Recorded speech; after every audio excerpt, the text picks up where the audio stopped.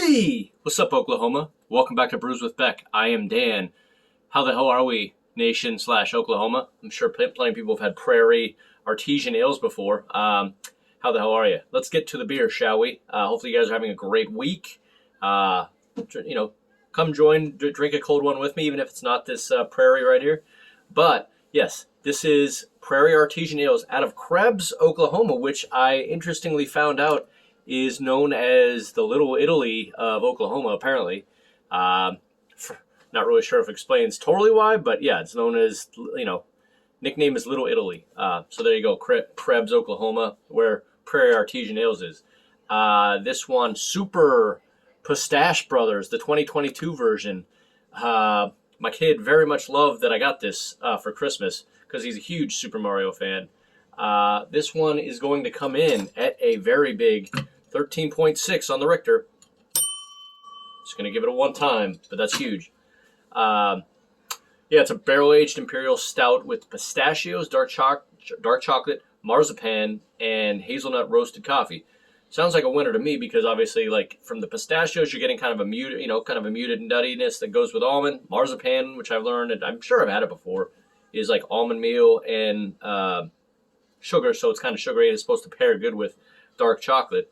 But so don't know how long they ate in the barrels. Maybe hopefully 6 to 9 months. That doesn't say. So okay, you get a quick one because this is related to you. There he is. See, got the Pistache Brothers. Da-ding, da-ding. Here, you want to ring the bell with it? We got it. There you go. Here, right there. There you go. Say, I can't wait for Daddy to taste this Super Mario. I can't wait for Daddy to taste this Super Mario. We'll just leave it at that. Super Mario beer.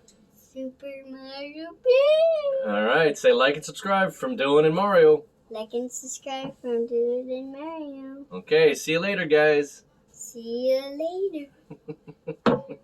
Okay. Yeah, I knew at some point he was going to have to pop in because he's here and he's stoked again that I got this. So, anyway, yeah. Don't know how long it's been in the barrel, 6 to 9 months. I don't know if it's been there a year. I think it would have said something like that. Who knows? But so far, 1,600 people rated a 4.3 and above on tap. So I think it's going to be pretty good. Leave in the comments if you've had this before. My buddy Peyton showed up for this. Got Coach Prime and one of my favorite bands of all time, FJB, Freddie Jones Band. All right, let's do this. I'm pumped. I even got a little whiskey right here on the side just to kind of, mum it up before I go. But Prairie Artisan Ales, Super Pistache Brothers, barrel-aged stout. Let's roll. Ooh, look at that. Will you please do me a favor on this pouring and crush that like button and crush that subscribe button, as my son said. That way we can sit down together with a cold drink anytime you want. All right. Please like and subscribe. Thank you much. Can't even ring it there. Okay. So, the Super Pistache Brothers. Anyway, I believe I got this as a Christmas present from, my favorite, one of my favorites, Handy Market. So, thank you again. Not much super used motor oil. Not much head. Usually barrel-aged stouts tend not to have a whole lot of head. Unfortunately for them in a certain way. Anyway, let's get back to it. So, let's get a sniff. Oh, wow. I definitely get big, just nutty, on the sniff. Like if just a ton of pistachios and that were just crushed together with an almond powder. And even feel like I get a little maybe that's the hazelnut from the roasted coffee, but yeah, I think maybe a little hazelnut. Okay, man, that's kind of a hazelnut powdery almond delight. That's kind of what I get. I get, with some sweetness. So anyway, no words or emotions. Let's get this. Cheers me. Clink. Let's go.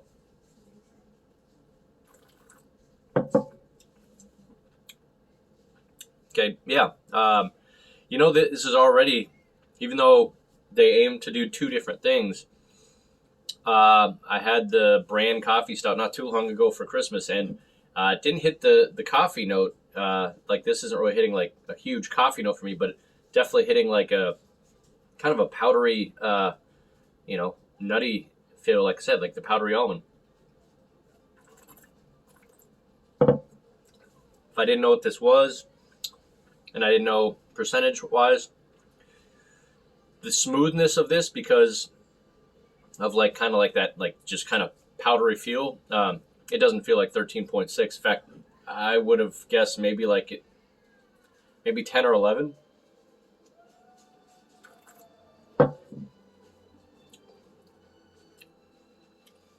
Super smooth. Actually, for that something that big, goes down fairly nice. Like not too complex, but also hitting you with all those flavors. Last thing before I go to break, first impression is mouthfeel.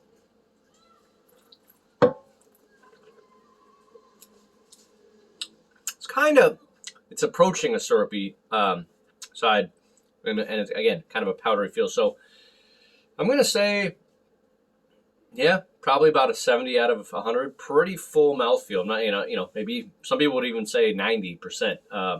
But yeah, it's getting there. It's pretty full mouthfeel. Just not, I've had thicker than this, but